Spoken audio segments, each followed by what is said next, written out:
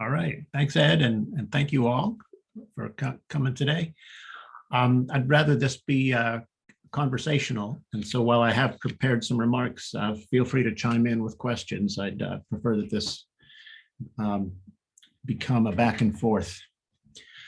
So about 2,500 years ago, a group of self-styled wisdom enthusiasts launched what I think of as a magnificent project.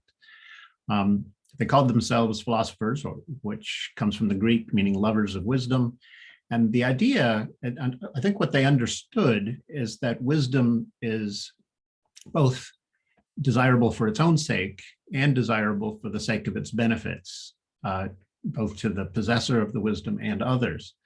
And so they set the goal of trying to help Homo sapiens live up to its prideful name and actually gather some of the wisdom that we claim for ourselves. And I think the project has had some notable successes. The famous Socratic method, I think, is arguably the prototype for the scientific method. And just the art of Socratic dialogue, I think, does an enormous amount to educate and enlighten people. For all that, I think the work of philosophy is largely unfinished. We've largely failed to create a human population that is significantly wiser. There's certainly way too much human folly causing way too much suffering in the world. And I also think that the discipline of philosophy in its academic, professionalized form has largely lost sight of its original objective. It's become to some degree technical, to some degree ingrown. Those qualities can result in some beautiful, admirable things, but it's also resulted in, I think, a need for greater communication between philosophers and those who, and the rest of the world that would like to partake a bit in what philosophers have discovered.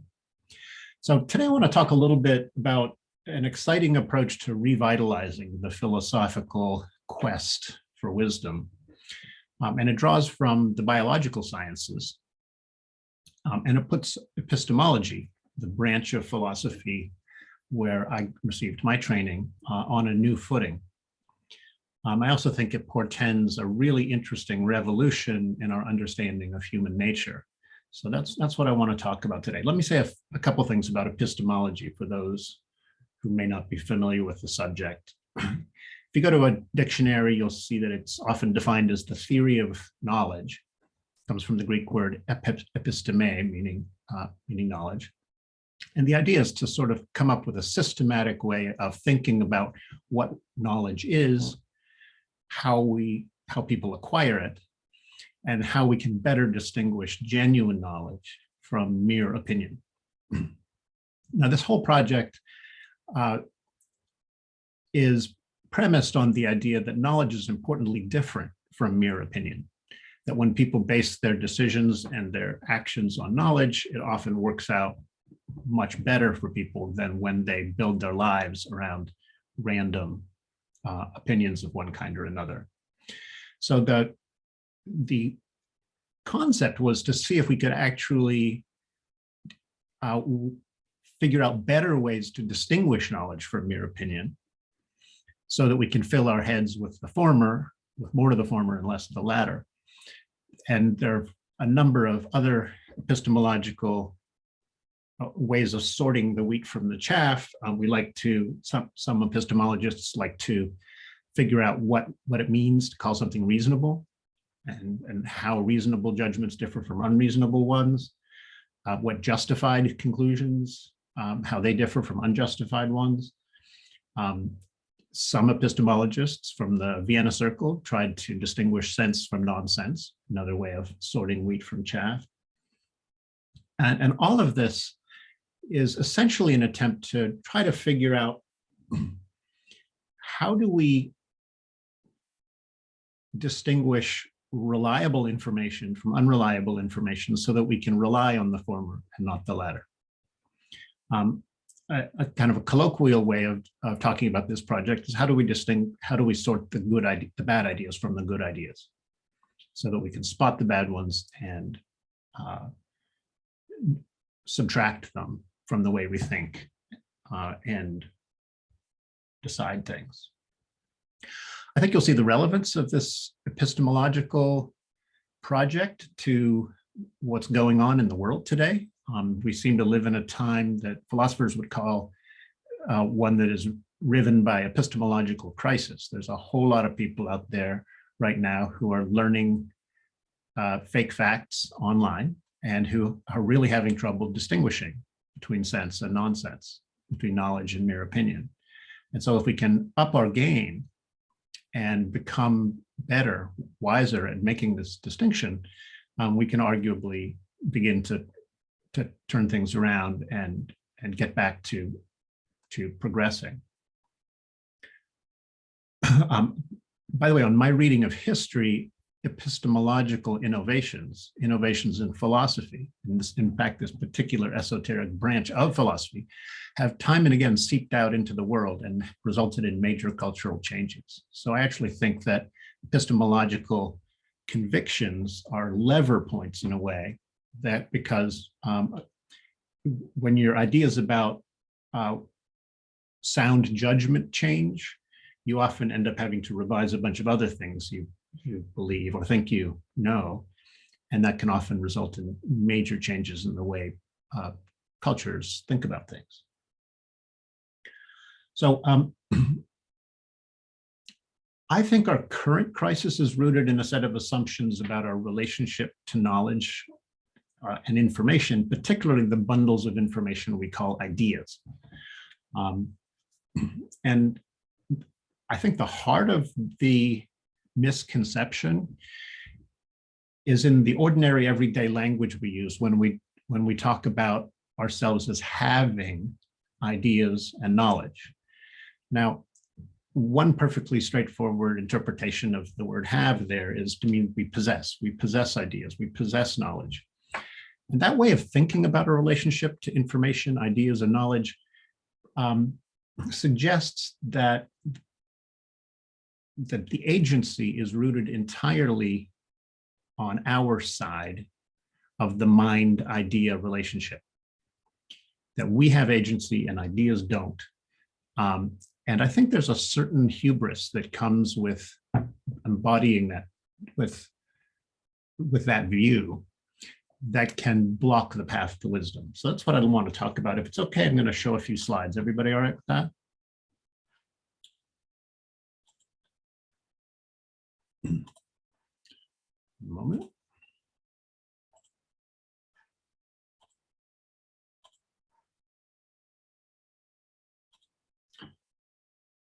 Okay, are you seeing my screen?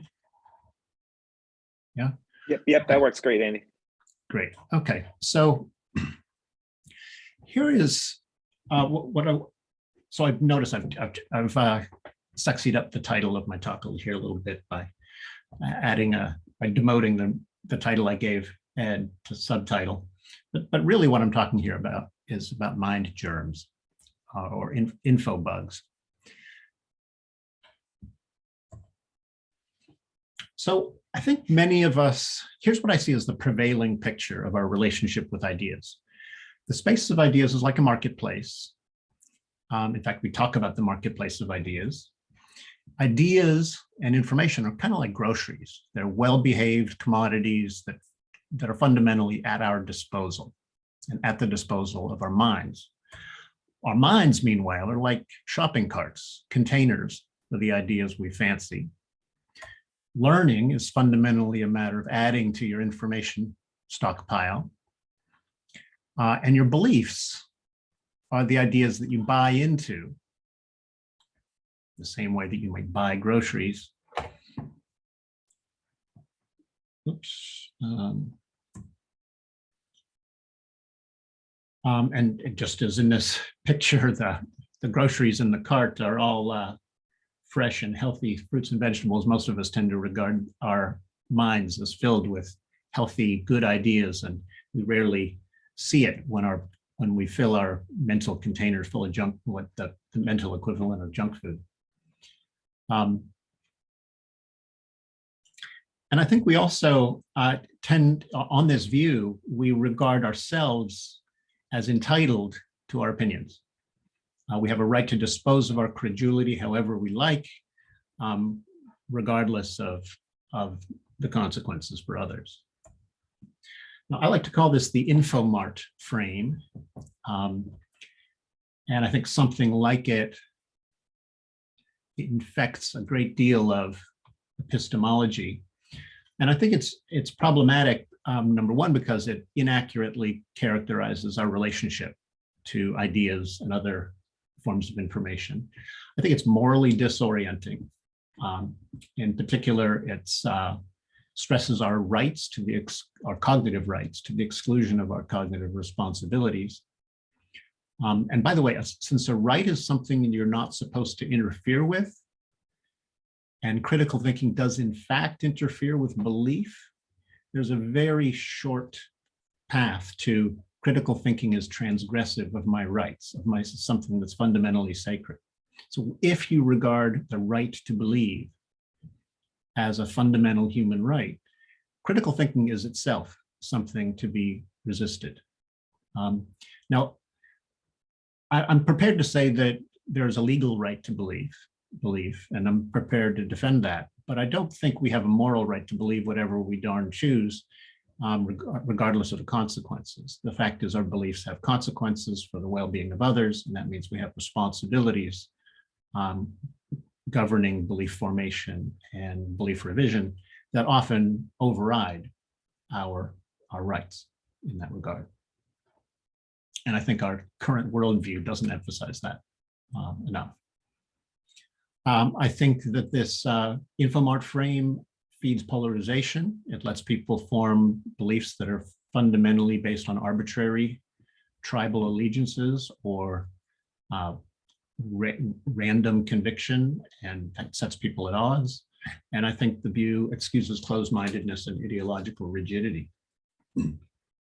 I think it also makes us more vulnerable to infectious nonsense. And this is why I think we need an alternative. So what does that alternative look like? I call it the mental immunity frame, but you could equally well call it the evolutionary epistemology frame, I guess. And the idea here is that the space of ideas is much more like an ecosystem than a mini-mart. Ideas are more like microbes than groceries. They're unruly critters that can go viral, take on a life of their own, and harm their hosts. Bad ideas are actually mind parasites. We host them, they spread, they sometimes use us to spread, and often bad ideas harm people. So they have all the qualities of parasites. Good ideas, by the way, I would argue are mind symbionts. On this view, minds are actually infection-prone colonies of ideas. Many of them mind symbionts, but in every single one of our cases, I think we harbor mistaken assumptions, misconceptions, in which means that each and every one of us harbors mind germs. On this view, mind infections are common, cognitive contagion is real, and the good news is that our minds actually have immune systems. Our minds have filters that work to one or another degree to ward off mistaken information, bad ideas, divisive ideologies, and the like.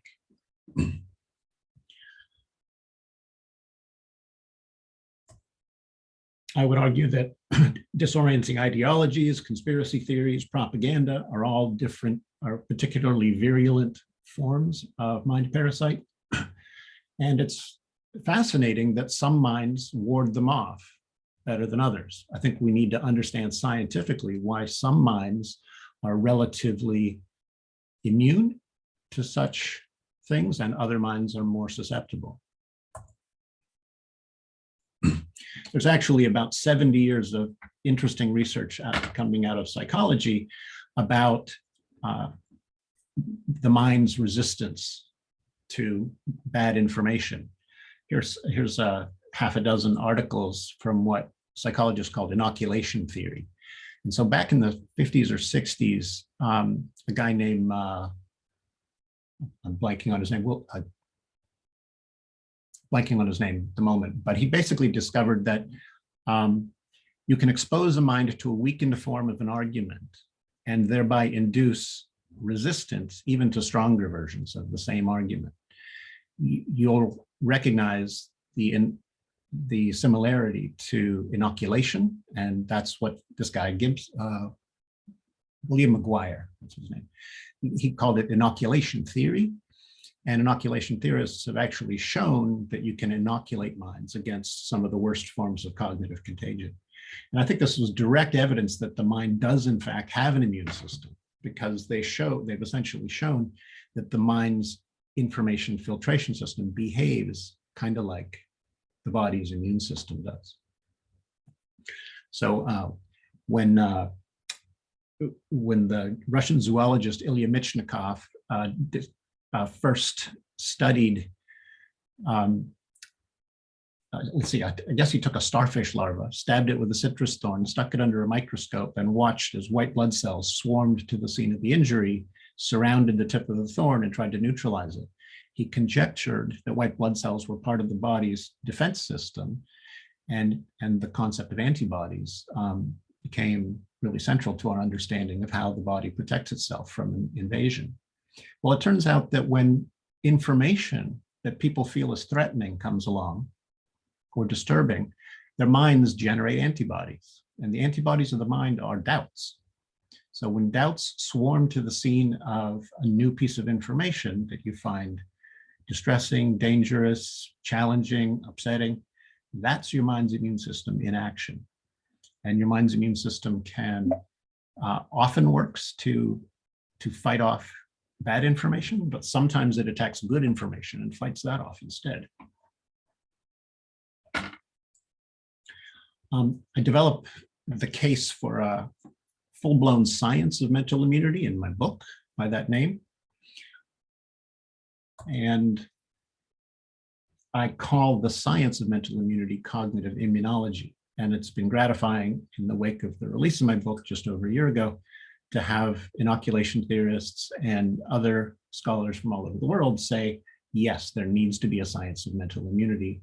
Andy, how can we help? Our world clearly needs a better understanding of how this natural system works, and so that we can figure out how to make it work better. And I want to just remind you of the fact that since we discovered the body's immune system, we've learned a whole lot about what damages the body's immune system and what protects it and what can help it function better. I think we can do the exact same thing with the mind's immune system. We can figure out what causes it to fail, and we can figure out what strengthens it, what strengthens mental immune systems. And I think what we're witnessing today in the post-truth era is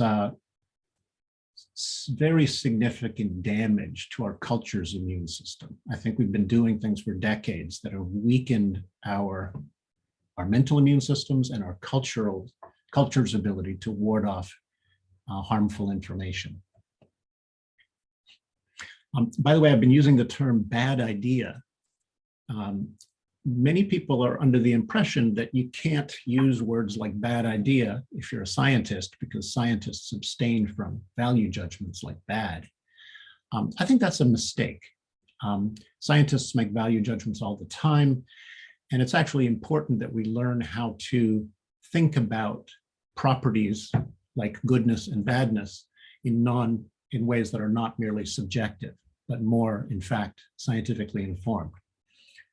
So I argue in the book that the idea that value judgments are all just subjective and to be avoided, that is itself an immune disruptive idea, a mental immune disruptor. It actually prevents people from thinking deeply about what matters in a rigorous and responsible way.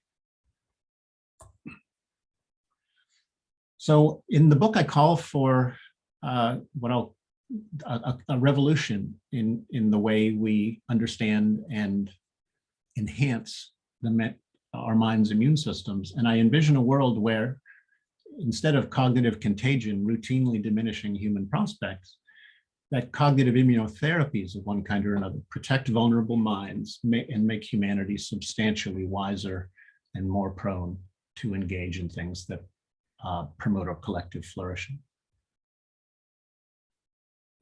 And I should say that just as there are sort of three related disciplines that have together, so the germ theory of disease gave us three related disciplines that have done an enormous amount to improve human welfare. Parasitology, the study of invasive germs, epidemiology, the study of how they spread, and immunology, the study of how to halt their spread or how to protect ourselves against the worst forms of it. I think the exact same three sciences need to be built up and developed on the cognitive side. We need information parasitology, we need information epidemiology, and we need cognitive immunology. The World Health Organization is going to town on the concept of information epidemiology. They've coined a term infodemiology and have argued that infodemics are a major threat to public health. I think they're right about that. But what the World Health Organization doesn't yet understand is that we need to supplement infodemiology with cognitive immunology and information parasitology. By the way, I think that epistemology, as traditionally understood, is cognitive immunology in embryo. That you can mine the traditional epistemology literature for all kinds of fascinating insights that turn out to have relevance to this new science of cognitive immunology. So I would love to see philosophers begin to spin off another new science, cognitive immunology, which is certainly informed and inspired by the evolutionary biology, but that also helps to translate this kind of new way of thinking about our relationship with information into practical terms that can help non-specialists. I'm gonna try to wrap up here. I would say that cognitive immunology reveals mental immune systems to be real things. They do generate antibodies. Their mental immune disorders can exist and can be cataloged. Mental immune disruptors of various kinds. In my book, I identify half a dozen or more. I actually think that certain ideas can boost mental immune response, and that we could even look forward to a day when mind inoculants and mind vaccines help to protect the most vulnerable among us from propaganda and manipulative advertising, for example. One of the important takeaways from this is that critical thinking, as traditionally conceived, is not enough. Having critical thinking skills does not do enough to protect your mind. You can be an excellent critical thinker and still have your mind hijacked by a dangerous ideology. In fact, critical thinking skills in the hands of somebody who's of an ideologue can be enormously dangerous. So we need to be to develop genuine mental immune health. You need critical thinking skills, but you also need things like fair-mindedness and open-mindedness and curiosity. And those are not currently part of the critical thinking curriculum in most places. I'm going to wrap up here. There's lots more to say about the kind of results that cognitive immunologists are coming up with. I'm thrilled to say that David has just joined my research institute's cadre of experts who are delving into this set of questions. And I'm looking forward to working with him on that. And but I think I'd like to wrap up now and hear your questions. Let me turn off the screen share so we can discuss.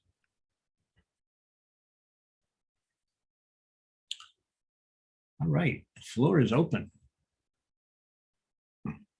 Ed, do you want to recognize people or should I? I was just going to raise my hand and say that I'll step back and let you kind of run things, but I do have a question. But thank you. That was a great presentation. One of the things that you and I have talked about this quite a lot too is that when this idea was first presented, I was thinking of it more as just a metaphor. But no, it's becoming quite clear that this is much more of a direct parallel and direct fact like human immunology or biological immunology. And we talked about that, if you look at Tinbergen's 4 questions, we are seeing the functions of this. We are seeing the ontology in a human's life, and we're seeing the phylogeny, throughout history of ideas. But we don't, like we don't for all cultural evolution, we don't really have the mechanisms of, there is no microscope to peer into and see the white antibodies attack these ideas like we had for the starfish in your example. And that's holding back all kinds of cultural evolution studies at the moment. Yes. How much of that is holding you back at the moment, and can you think of ways around this? Yeah, so there's a common assumption about what really exists that is informed by sort of the materialism or physicalism of the contemporary worldview. And the idea here is that if something isn't a chunk of matter, a discrete chunk of matter, it isn't real. But it turns out that 20 minutes of thinking about reality, about the branch of philosophy devoted to metaphysics and how we distinguish real from unreal things, puts the lie to that. We talk about all kinds of things that are non-material as existing: languages, norms, rules, values, concepts. All of these, none of these things are associated with, in fact, even the body's immune system does not itself constitute a discrete chunk of matter. It's a distributed thing that has a unity to the extent that it does by its function, a functional unity, even if it's not a spatial unity. Well, the exact same thing is true of the mind's immune system. It's not a discrete chunk of matter, but it has a functional unity. So we can talk about it, and we can talk about it as existing. And I think, the history of science is full of instances where metaphors became literal just through the increased frequency of their use, and people seeing, hey, this is useful. I'm going to add it to my vocabulary. Thanks, Ed. JW?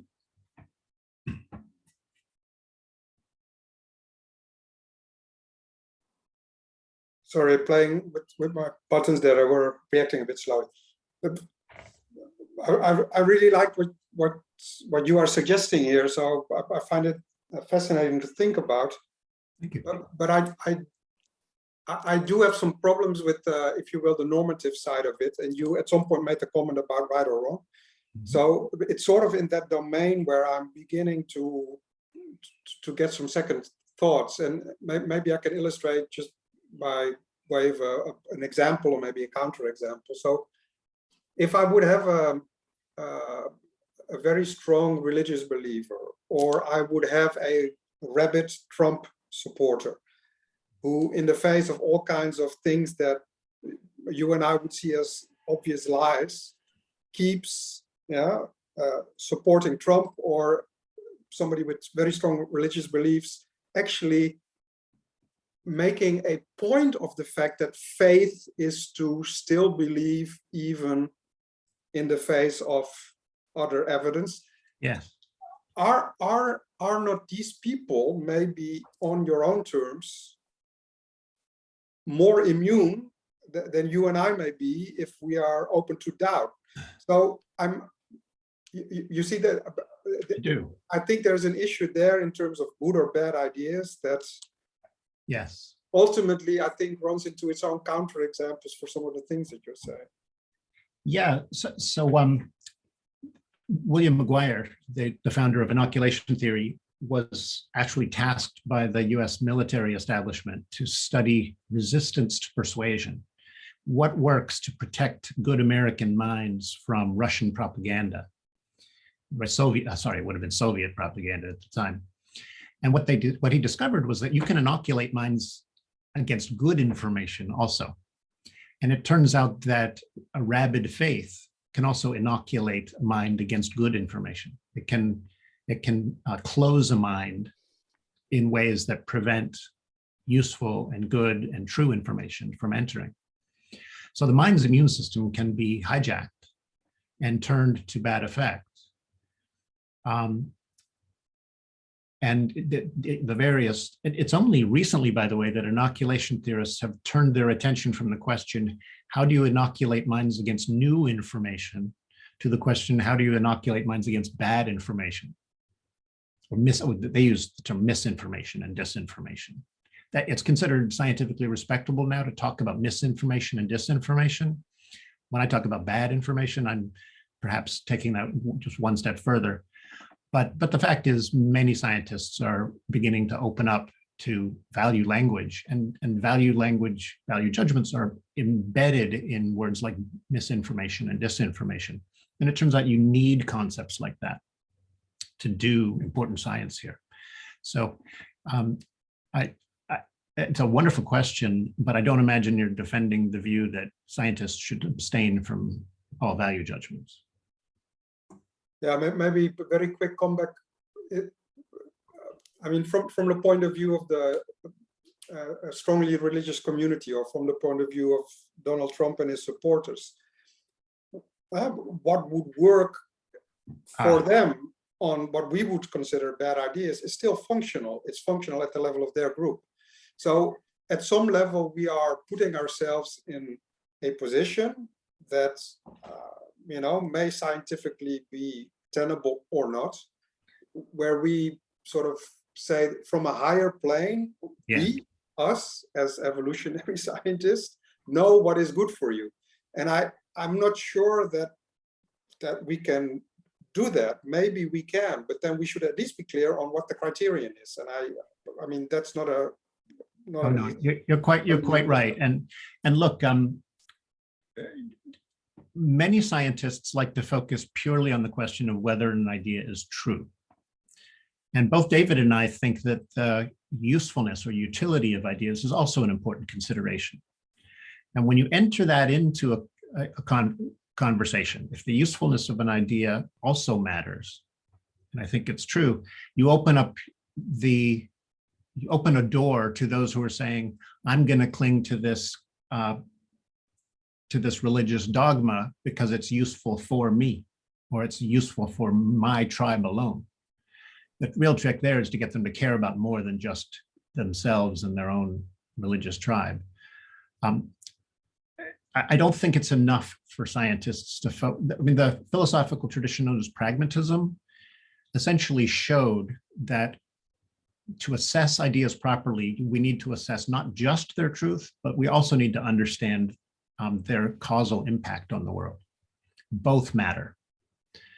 And once you admit that, there's a long conversation to be had with the world's faithful about how to think responsibly. And I do that in the book, but it's not something I can address in a very short. You raised some deep questions here that I can only gesture at answering here, but my book will go into more detail. I don't recall who was next. Maybe David? Me.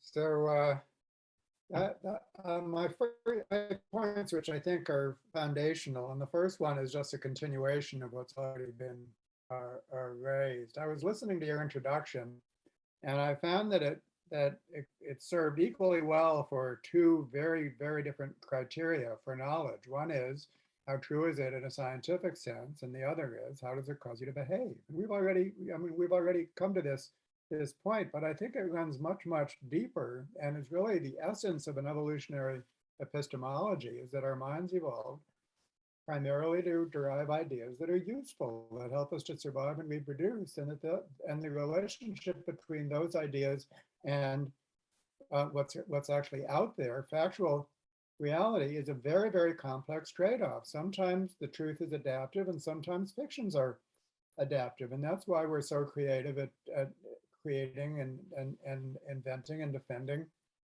fictions. You can't call them bad, or if you call them bad, you have to have two metrics at all times.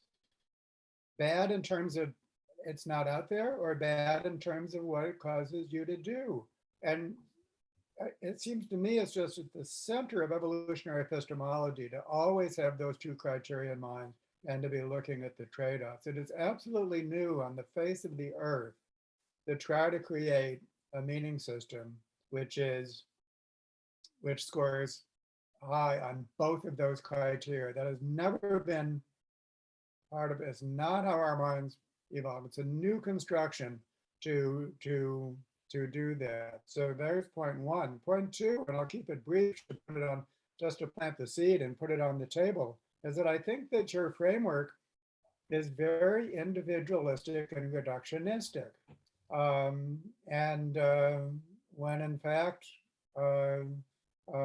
when you take the fact that the organism is the community, and that what's evolving here are whole systems, then that requires adjustments. And curious, this will be at the end, is that when I give my talk on morality, I'm going to describe moral systems as immune systems, in which cheating behaviors are the parasites. So I'm going to use that metaphor too.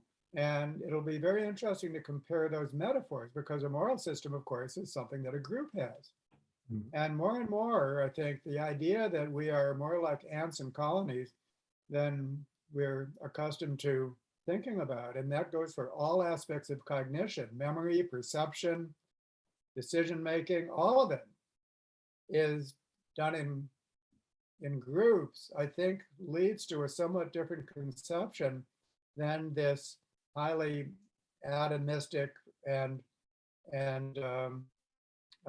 individualistic rendering. So there's a lot that I've said, and we want to make room for other comments, but I'm just throwing these things on the table for our continuing conversation. Thank you, David. I think our views are better aligned than you imagine. I don't know what I said that led you to think that my view is individualistic and reductionistic, but perhaps that's a conversation for another time. My view of my epistemology is deeply social in nature. I've been deeply influenced by social epistemologists and the idea that it takes multiple minds to test ideas properly. If there are particular things I said that sort of betray that commitment to communal or shared outlook, I'd be interested in weeding those out. But I still don't see where I've stepped over the line. Tell you what, should you and I take up that? Oh yeah, we're just throwing stuff on the table. So definitely we have more people in the queue. So let's move on. Okay, good. Jordan? Marcia was just raised her hand. Maybe on this point, Marcia? David, I just wanted you to repeat those. You have to look at two things at the same time. Your voice did not come through very strongly on my end of it. Of course, I'm deaf, so what can I say? But if you wouldn't mind repeating those first two things that always have to be looked at simultaneously. One is, or somebody else say it. Go ahead, Andy. You can say it. Well, Yeah. my way of putting this is that all beliefs are related to what you might think of as upstream evidence that from which you can infer the belief or not. And beliefs have causal downstream effects on behaviors. Okay. So all beliefs need to be assessed both in relation to upstream evidence and downstream causal consequences. Got it. Thank you. Sorry. Nope, that's good. Jordan? I think Andy Lord was next. I'm not sure. Maybe not. Okay, Andy? Oh, go ahead, Jordan, as soon as you're talking. Yeah. Okay. So I put in there, I'm thinking about the role of affect and emotion in our thoughts, and also thinking about persuasion and thinking about when I'm working with individual clients in psychotherapy, and they have a belief, say, I'm unlovable, or I hate myself, there's nothing good I can bring in the world. With some clients, you can kind of help them point to evidence that it's not true and logical stuff, and they will go with that. But with most of them, the more you try to appeal to logic and facts and sound reasoning, it just doesn't work. And so it actually becomes a very functional, like understanding the function of the belief rather than judging it as a bad thought. And so taking a very non-judgmental view of, say, someone's bad thought doesn't mean we're calling it good. It just means this thought exists in the organism. I'm going to take it in, I'm going to hear it contextually, and then affectively, I'm going to try to understand what's the affect. It sounds like you're feeling self-hatred. Let me understand, let's talk about what does that feel like for you? What is it, and you're kind of going there with empathy and a kind of, you're not validating saying it's true, you're validating that this exists for you.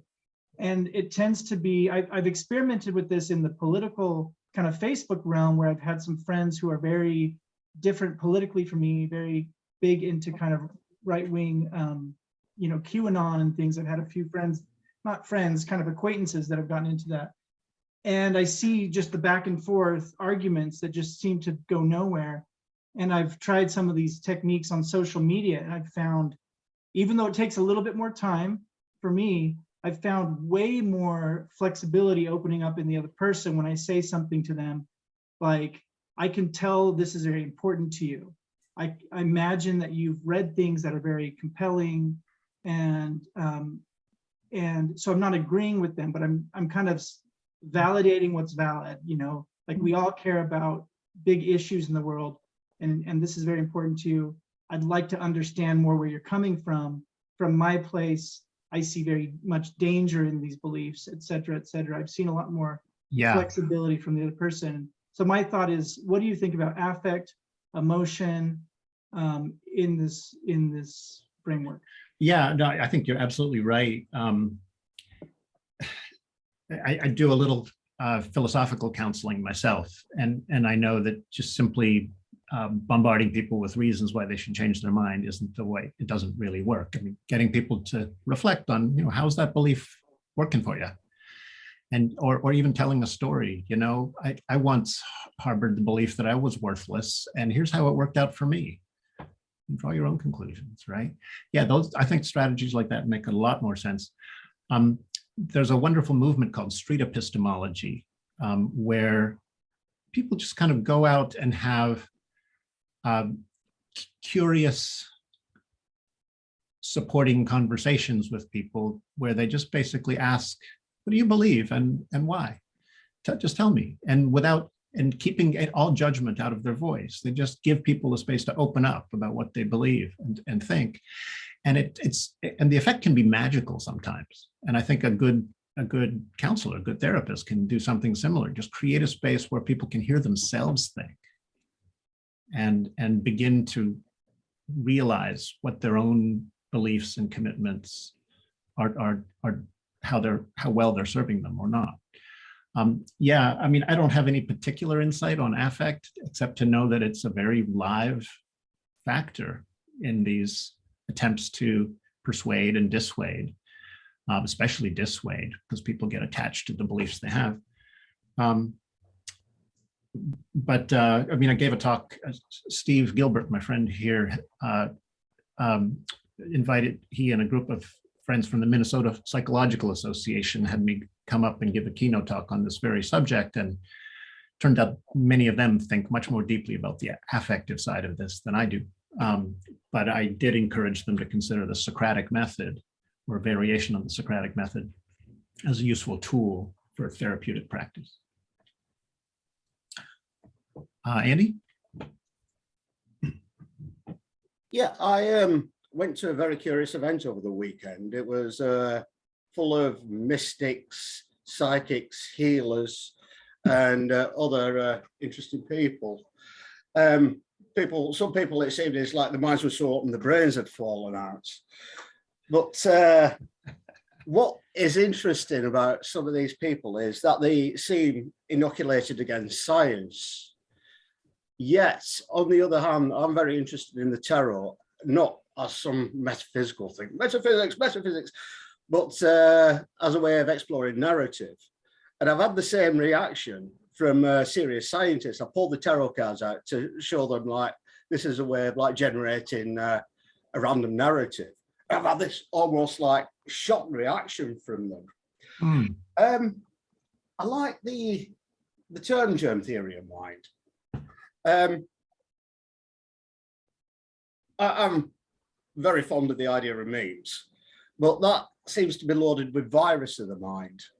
Germ theory of the mind, on the other hand, you've got the parasitical germs, pathological agents, but you've also got weak germ and germs, which is the DNA, I suppose, really.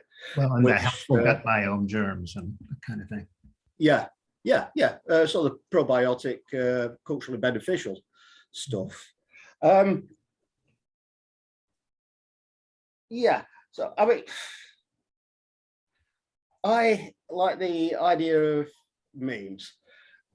I came up with the principle of an episteme, and what that is a kind of higher level meme, which acts as a gatekeeper to other ideas. I love it, Andy. I love it. That is neat. Yeah. So the same thing, like critical thinking, Socratic, all these kinds of things. Higher level meta-memes, I suppose, ideas which filtrate and influence other ideas. Yes. This germ theory of mind, looking at the mind as an ecosystem, it's not so much that we accept or reject ideas. It seems to me that certain ideas fit or misfit the ecology. So some of them fall on stony ground, some of them fall on fertile ground. It depends what's already in there. Yes. Depends on what epistemological level memes are already in there. So if somebody has been put off science, probably because like they were taught at school, science is boring, science is a load of facts. Yes. Then they may have developed that gatekeeping view. Yeah, it's a kind of like a tangled bank of memes, a tangled bank of the mind, a tangled bank of seeds you mentioned earlier. Exactly, Andy. Grown, and they allow certain, like a beech tree doesn't allow anything to grow around it, for example. But all these things intertwine with each other. Absolutely. And that's all I've got to say. I love it, Andy. I think it's great. I love your concept of episteme, and I think you're right. Our meta beliefs about belief, knowledge, and reason, and science, those actually serve as gatekeepers largely. They function to help us sort stuff worth hanging on to and stuff worth rejecting, and so they're especially pivotal. If you can get people to rethink their epistemes, a lot of times a lot of other beliefs will shift in the process. Nice. Gary, you've been waiting patiently. Yeah, I was going to point out the fact that, you know, with all the talk that we're talking about, like immunizing people and, you know, with the germs getting into the mind, especially people that hold ideas that might be like different political stripes. Yes. Seems to me, isn't altruism somewhat of a way of immunizing yourself? Because if you're highly loyal to a team or a tribe, you don't want to hear anybody's ideas, especially facts or science that may help to destroy your team. Yes. So these ideas get in the way of your group because you're highly loyal to the group. Yep. So to me, that's one of the main factors, you know what I mean, that is always going to factor in when you talk about any of these ideas, because if an idea, even factual, isn't beneficial to you, a lot of times you'll overlook it, or to your team. And if that idea destroys your team, it doesn't matter how factual it is, you don't want to hear that shit, you know? Well, I think you're right, but it's deeply, deeply ingrained in everything we think. Even ourselves, we're so biased. Even when we're in the middle of the science, we're biased. It's integrated. I think you're right, Gary, but I'd resist any inference to or suggestion that it's kind of hopeless, because I think No. it's right. I mean, and I know you don't mean that, but people can be taught how to be more fair-minded. People Right. can be taught to be less infected with what's it called, my side bias. So you can actually learn to mitigate my side bias. I don't think any of us completely mitigates my side bias. Right. But hey, if we can reduce our proneness to tribal thinking from 97% to 83%, I think we could transform the world. I mean, marginal improvements on that dimension could have a huge impact on societal harmony and well-being, I think. Right. But this is the whole reason we're here, because getting at this precise way of doing it and understanding this going in is the whole key to solving the problem. And it's hard, and you're right, absolutely. Natalie? Thank you very much for this very interesting talk. I have two remarks. One that I think also connects to what David was saying, of how you conceptualize an idea and you understand it as part of the brain. And in that regard, it can be very individualistic. And then in that regard, it's perhaps more like a comment. I would say that I wonder, when I hear you discuss these ideas, how your theory deals with the dynamic nature of certain ideas. So if you look, for example, at phenomena of cargo cults, in the West, the way that we understand material artifacts is quite different from how it can be understood from within other cultures. For example, a car for us is something which you drive around with. It gets you from one place to the other. In Saudi Arabia, for example, where women are not allowed to drive a car is also means of social differentiation. There are more ideas attached to these objects than they are, for example, in the West. And so in that regard, there is also people can change their minds. So in that regard, my first question would be, how do you deal with the dynamics of ideas and also the changing of ideas over time? Well, perhaps let's keep it at that already. Yeah. I guess when I use the word idea, I don't mean something that sits in an individual brain. I mean a pattern in information that can replicate and spread from mind to mind and through cultures. So the idea, cogito ergo sum, I think therefore I am, Descartes' famous maxim, that can be expressed in English. It can be encoded in English. It can be encoded in French. It can be encoded in Latin.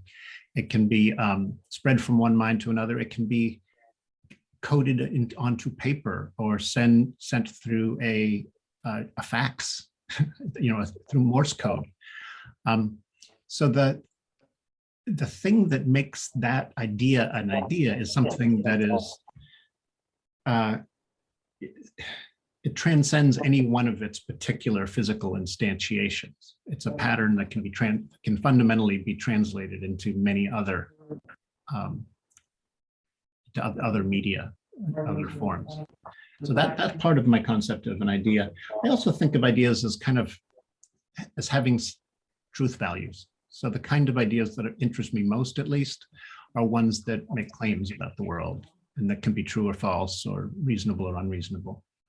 To the extent that our beliefs tend to have sentential structure and truth values, ideas would be the thing, the abstract thing that an individual mind latches onto when it forms a belief.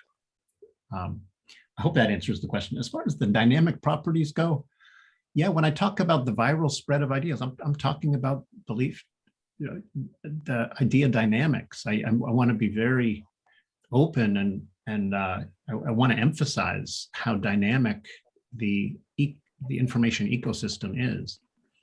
And ideas are unruly, in some ways, lifelike entities that can take on a life of their own.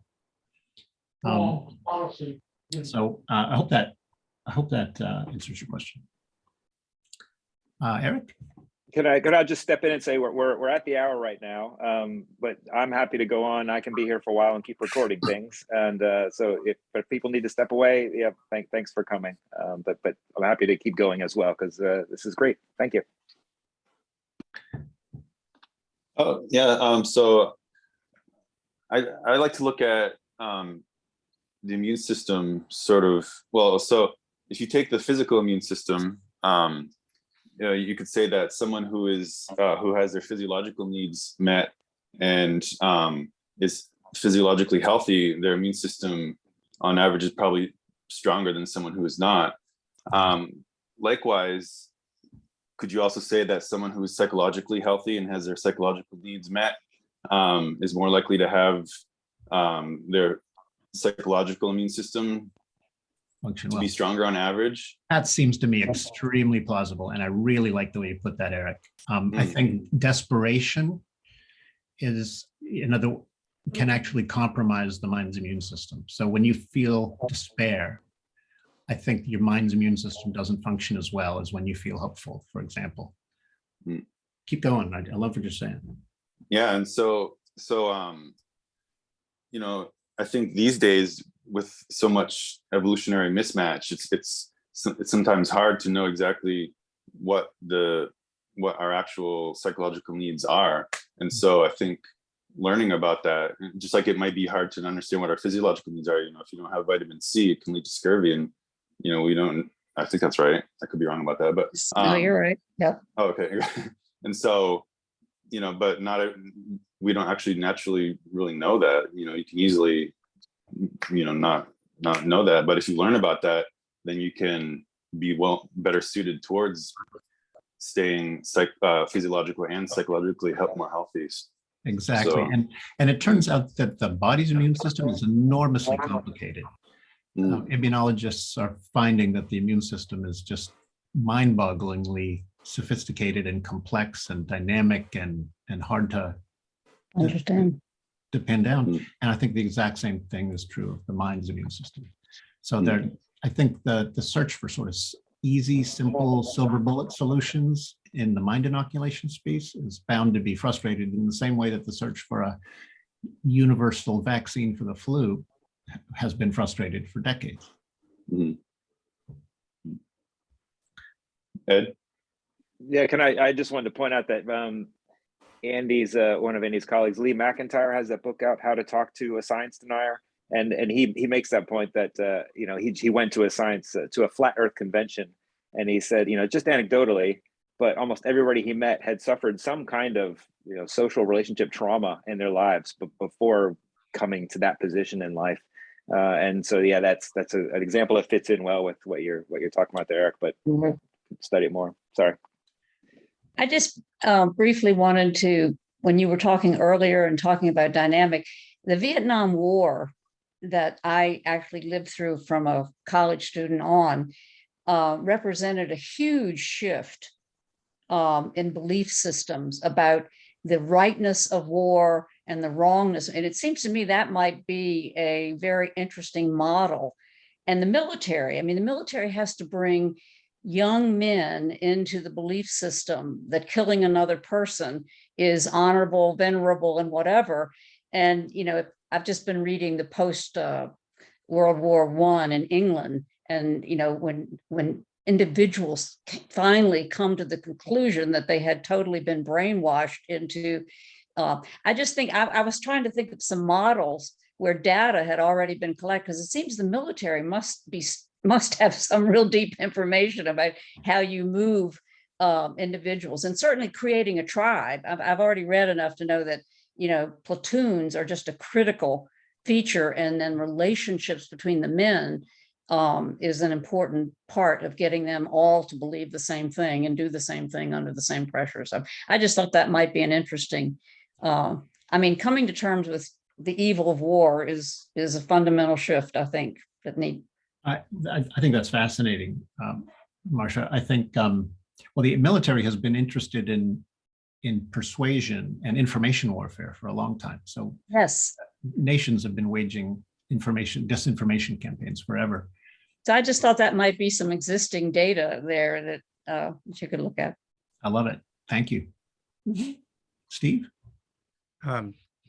Just as a preface, Lee also says in his book that most of the people that were at that Flat Earth convention flew there on airplanes, which is kind of ironic when you stop and think about it. The comment I wanted to make is, to use another metaphor, is that of learning a language. It's much easier to teach a language to a child than to an adult.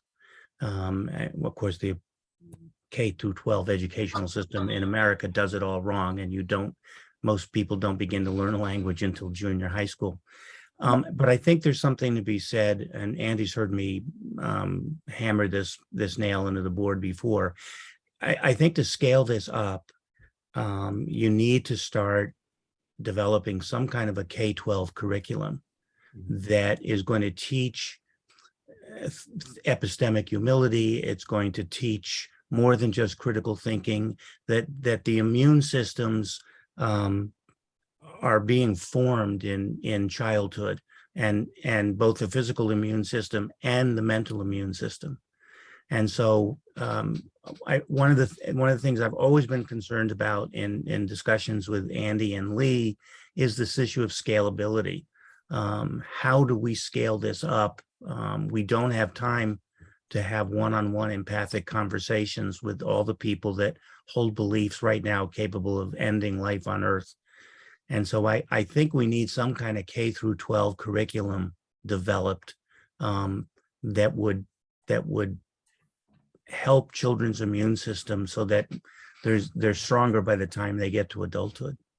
I love it, Steve. In fact, Lee just sent me a link to an article today about how the countries of Estonia and Lithuania have been inundated with Russian disinformation and Soviet disinformation for so many years that they've gone on and developed very sophisticated media education curricula.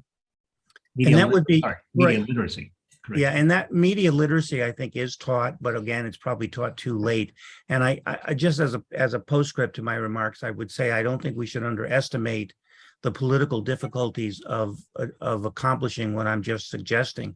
Unlike most Western European countries, schools are controlled locally, town by town, by school boards, and not every locality is going to be receptive to this. I think a lot of people would feel that any kind of curriculum that Andy would devise is an epistemological Trojan horse to get their children to believe all kinds of things they don't want their kids to believe. So there are really difficult, pragmatic obstacles with what I'm suggesting. And I don't know who would fund it or who would do it, but I think it's needed. I love it. I'm going to forward you the link to the article I mentioned because the media literacy program in Estonia and Lithuania starts in kindergarten, I believe. Yep. And from what I've read, is also proving to be amazingly effective. I don't have data on that, but there are some people who are saying that those two cultures have become more immune to disinformation than many others, and they're doing something very right, and I think we can learn from their example. I just shared something in the chat too, that from Finland, an article in the Guardian a couple of years ago about that, doing the same thing, and how the terms misinformation, malinformation, disinformation are taught at a very young age and taught across all kinds of disciplines. So it isn't just like a standalone class; they integrate it into math and science and reading and history. And yeah, again, it's these cultures that are at the coalface of having to deal with Russian misinformation and disinformation. They're getting inoculated and building up immunity to it in ways that we can learn from, for sure. So yeah, share that thing on Hilo if you can, Andy, about Estonia. That'd be great for all of us to look at or wherever you get a chance to share it. Yeah, thanks. I'll say that David's doing some really interesting work talking to some of the people who work at Wikipedia. So it turns out that Wikipedia's content moderation policies are this marvelous example of how you properly winnow information to create genuine knowledge. So they have a really interesting culture at Wikipedia where people who want to edit articles actually have to become socialized into a particular process of listening to other people's objections and revising, and that it's a model of how to do knowledge. Andy, in Jonathan Rauch's book, The Constitution of Knowledge, which I highly recommend to everyone, there's a whole chapter on Wikipedia as an example of how the Constitution of Knowledge can work well. Nice. And my guess is just that the norms you learn working with a group of people on a Wikipedia article can have a really powerful impact on your mind's immune system. So I forget where I read about this, but more and more college professors are actually asking their students to create Wikipedia articles to go out and learn something and create a brand new Wikipedia page for it. And in the process, they learn a ton about how to think responsibly. I'm going to drop the link to the article I mentioned about Estonia into the chat. Okay. Andy. Yeah, I want to look at Steve's point a bit further, talking about integrating these kinds of things into an educational curriculum. That, to me, smacks a little bit like state propaganda. It's a broadcast way of doing it. An alternative means of propagating these ideas is to use the very mechanisms that bad ideas or malfitting ideas use to propagate themselves, actually using the communication social network, using viral mechanisms in between people. It's a case of finding and crafting these ideas in a way which do become more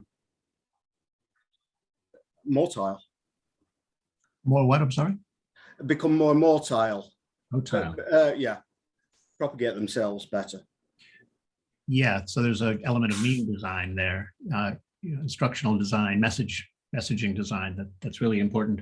Messaging design, which doesn't, not on the broadcast media, but on the social level, the interpersonal level, people meeting, talking, changing each other's perceptions that way.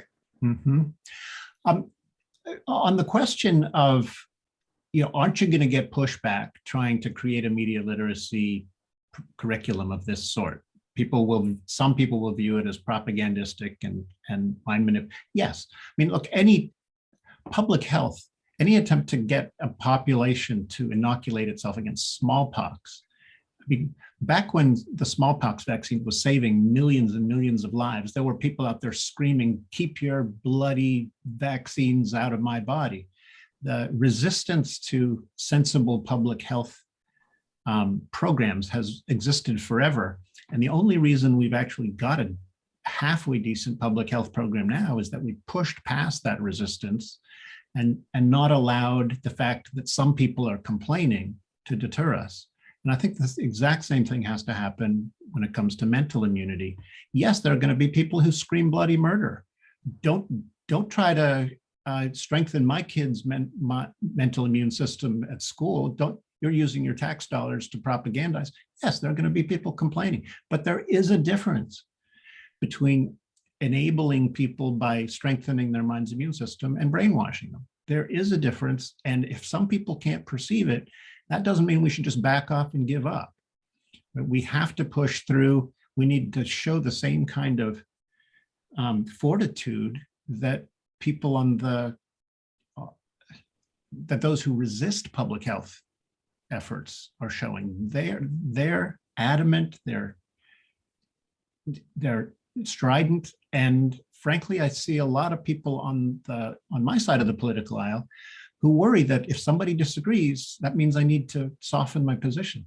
That form of conciliate, I don't mean this of you, Andy. I just see a lot of my fellow liberals who worry so much. They're so confrontation avoidant that they're reluctant to really have the courage of their convictions. And I just don't want that to derail what could be a tremendously important public health program for mental immune health. Well, that seems to be a kind of cultural virus which is going around, that level of not being able to, that's softening. That seems to be a bit of a problem, which is becoming an epidemic in itself. Yeah. Eric? I was a little focused on the chat, so if I'm repeating or if I missed something, I apologize. But spreading, so like educating K through 12, educating this K through 12 and how it's hard to implement to scale. To me, like the pro-social commons method is to start with small groups and, to have it spread from the bottom up instead of doing it from the top down. So wouldn't that, I mean, maybe it might be slower, but wouldn't it be better to maybe start it in like just a few communities who are receptive to it, and then once other maybe neighboring communities might see, and it might spread that way? Or is that unrealistic to expect? That makes one, yes. So in the same way that the public health system inoculates the willing and doesn't try to waste its energy inoculating the unwilling, I think we need to inoculate the minds of the willing first and hope that their interactions with the rest of the world start to shift the norms so that the more recalcitrant eventually come around. Yes, first and foremost, we build bottom up from those who are ready to actually do the work of strengthening their mind's immune systems. And there's low-hanging fruit there. And actually convincing the hardest core Trumpies, that should be last on our to-do list. I've kept you guys over. I'm gratified that you've stuck around, and I really love your questions, guys. Look, there were as many beautiful observations in your questions as there were in my talk, and I think by tacking them on, that created something more interesting and valuable than I could have done alone. So thank you all.